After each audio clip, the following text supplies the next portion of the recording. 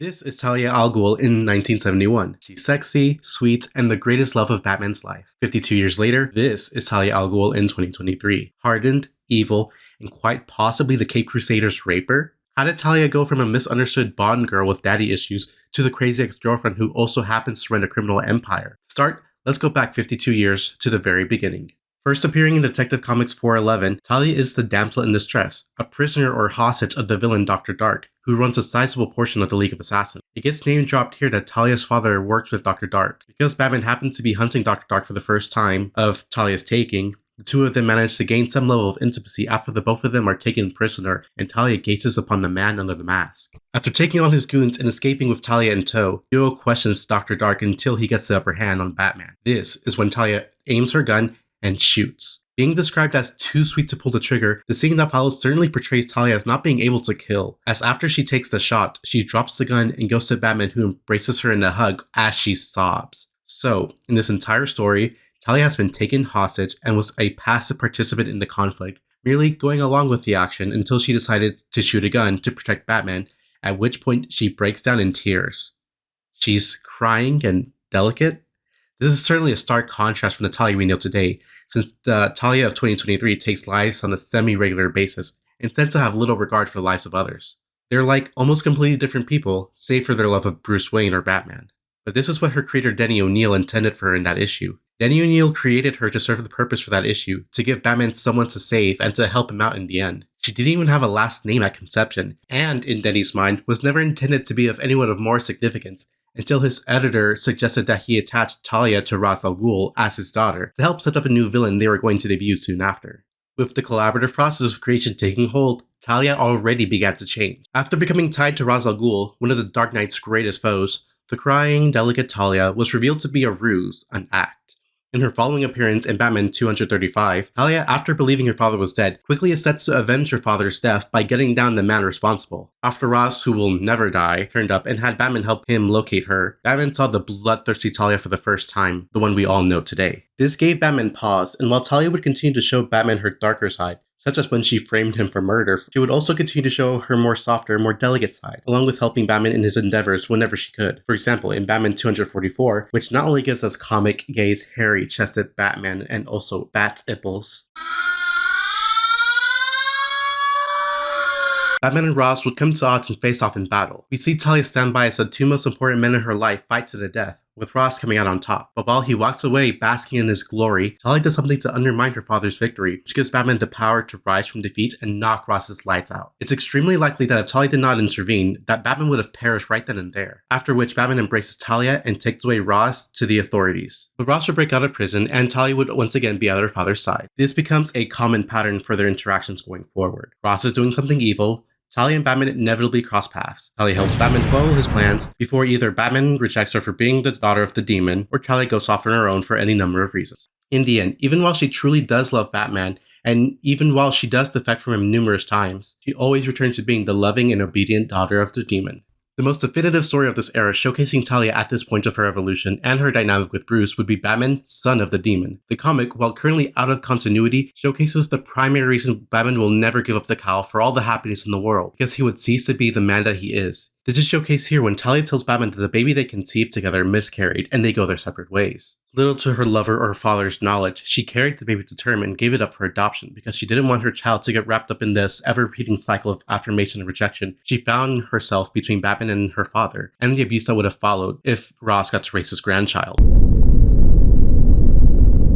This comic continuously comes up as a shining example of why Talia was so endearing as a character in the beginning. She was a woman in love, but slavishly devoted to her father. If her father asked her to jump, she wouldn't even hesitate to ask how high. This devotion to her father is what keeps her away from the love of her life, on top of his determination to war against crime seemingly forever. Which is what makes her endearingly tragic, because as long as she stays with her father, she will continue to hurt others and in turn be hurt by the father she loves so very much. Yeah, it doesn't get talked about often enough, but Talia has definitely suffered abuse in many forms at the hand of her father. Here, during the Silver Age and in her original form, Talia was actually 130 years old. This would get changed after the Crisis on Infinite Earths, to the point where she became born after Woodstock, but Talia was originally much older than Bruce Wayne. Her youth was merely preserved via some form of mysticism at the hands of her father, a form of control he used to keep Talia in line. Whenever she would leave him to pursue her own wants and needs, she would slowly begin to age back into her actual age, and she would return to her father as a result. This psychological hold Ross had on Talia would remain even after Crisis on Infinite Earths. In Batman Chronicles number 8, we see this abuse firsthand, as Ross orders Talia to kill Batman once and for all. While she comes close to doing the deed, she, once again, sides with Batman and lets him go. Talia returns to her father, as victims of abuse often do, as they find it hard to leave their abusers. It's really very sad. Often we see victims of abuse try their best to escape at every opportunity, and seeing them fail and return to their abusers is disheartening. At times, they even begin to beg their abusers for kindness and graciously thank them for doing so. While abusive relationships are never always bad, it's always tough to see them go through it. This issue in particular frames Talia's love of Batman as her only possible form of escape from her father, clings to her ever so tightly. And Ross isn't dumb. He doesn't want to lose, especially his own daughter, to the Batman. So, instead of pursuing Bruce as Talia's suitor, a search for a new suitor begins in Azrael and Bane. Azrael was close enough to Bruce, but Talia didn't want him, and so he went away when it became clear he wasn't wanted. But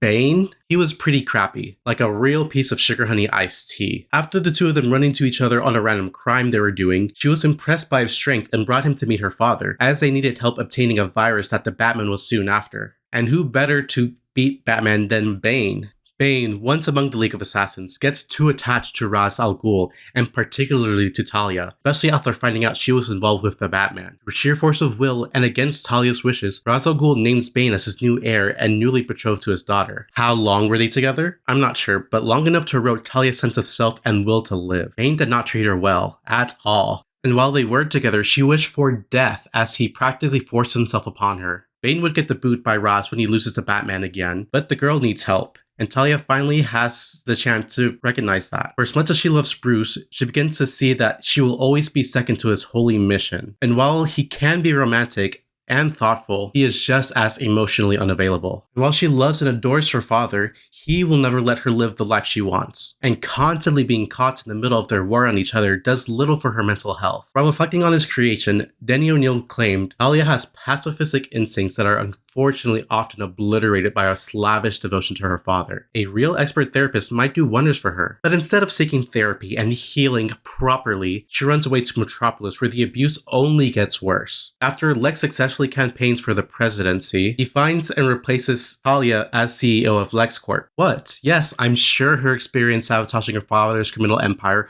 will translate well into running LexCorp. What could go wrong?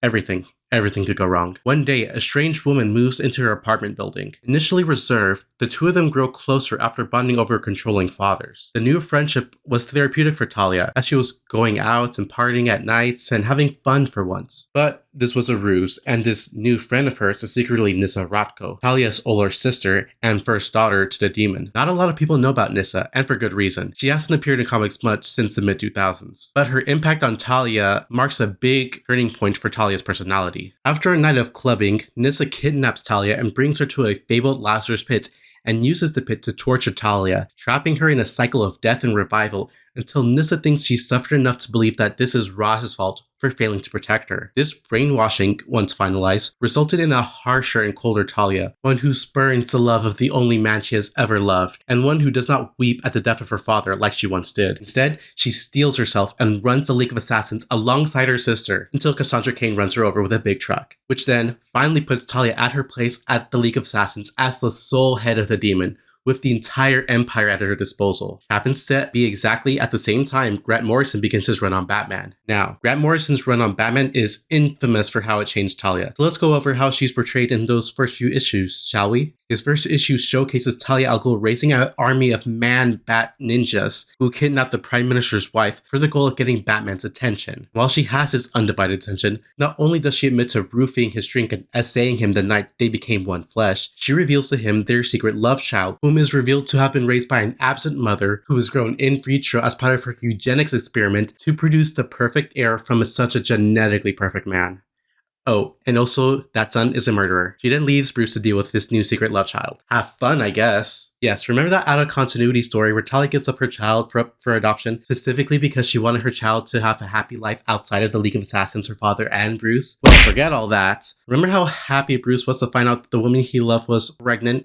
Fake news, can't be mine. I want a paternity test. He looks nothing like me. The contrast is stark, and because of Talia's new aggressive and proactive role in the plot, she would cast herself in an undoubtedly negative light as her actions move far past simple manipulation and occasional murder. No, now Talia is pushing the limits of what she thought she was capable of, and soon she would be organizing a whole new criminal organization called Leviathan in her free time, orchestrating the fall of Gotham City, and installing her son as the new Batman, all to prove a point to Batman and to show him that he needs to submit to her and her will. And if we're at that, I think Grant Morrison's Talia would have gone over fairly well, because all her actions are in line with her desire and her happiness, her motivation of being a wife and mother to her Bruce and Damian. Not only did it bring her out of her torture porn era of the 90s and the early 2000s, but it brought her out of her repetitive and drawn-out love story with Bruce, where they would meet by chance, Talia drops whatever she's doing to help him, they win, but decide they can't be together, and start all over the next time they meet. In breaking out of that repetitive cycle, she may have been pushing the bar and delving further into villainy, but her motivations remain rooted in her love for her man, and the son, and her family, trying her best to keep all of it together. This is not the angle Grant Morrison went with, however, and proceeded to change the way readers saw Talia forever, with him proposing to the audience that Talia is a person who only loved Bruce because of his proposed ability to breed a child of peak human performance, drugging him and raising her child in vitro, never being too present in his life. Like, that is just ridiculous, but with the recent continuity shift after Infinite Crisis, it was plausible that the Talia we knew beforehand got switched out with this more eviler Talia, and people just accepted it at that point. She did all of this to conceive a child in a bid to create a genetically perfect heir to the League of Assassins, and when Damian outlives his usefulness, she has him killed in the Leviathan arc. The Al Ghul graveyard is getting a little crowded now. From this point onwards, Talia's ruthless nature takes over in following appearances. The Dark Knight trilogy came out around this time,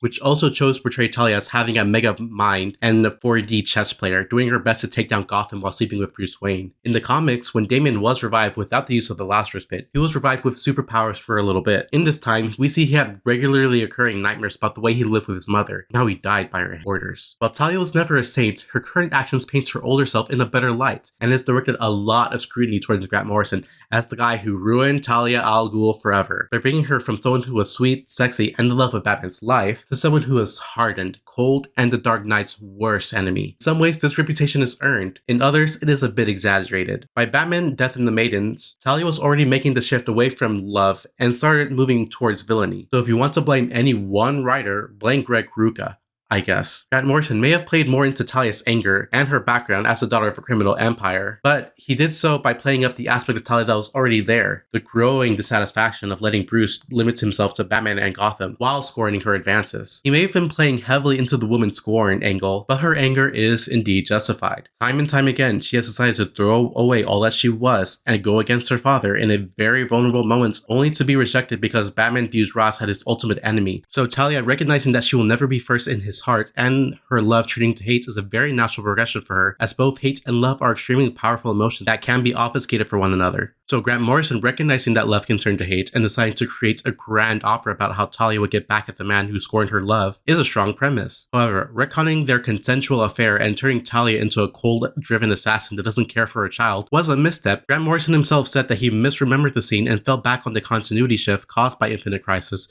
to make it sick. It would make sense that Talia isn't a well-adjusted adult, being the daughter of the demon after all, but again, an abusive and cold-hearted Talia is not one that would raise Damian if her prior actions are taken into consideration.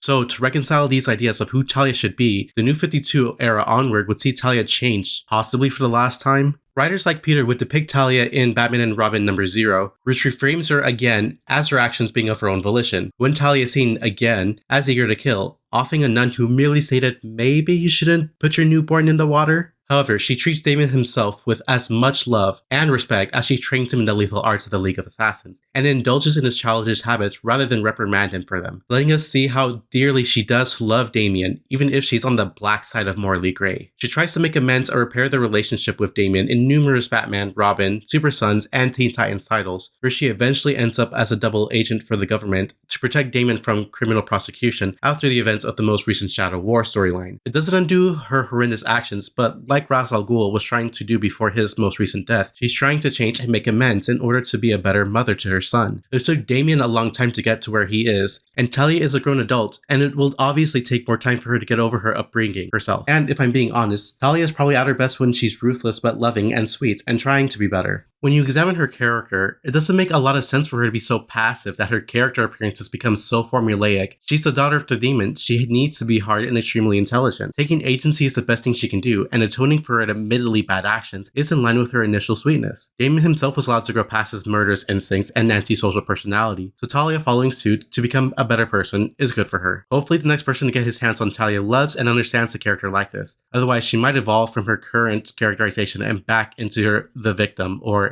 pure evil. So, Andy Machete, I see you're directing The Brave and the Bold, which has Damian in it. I swear to God, Andy, if you turn Talia into a murdering assayer for the DCU, I swear to God, it's on site. I mean, I wouldn't do anything about it, but it would just make me really sad if she was.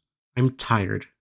I didn't write an outro. If you like this video, maybe check out this one where I talk about Damian Wayne's family tree, or any of my other videos. It's one of my older videos, but I'm still pretty proud of it. I'm Megalomaniac64, and I plan on uploading videos monthly at least. But I'm always working on something, and the frequency of my uploads is something I wish to make more frequent, as I slowly get better at video production. Thanks for checking me out, and bye-bye.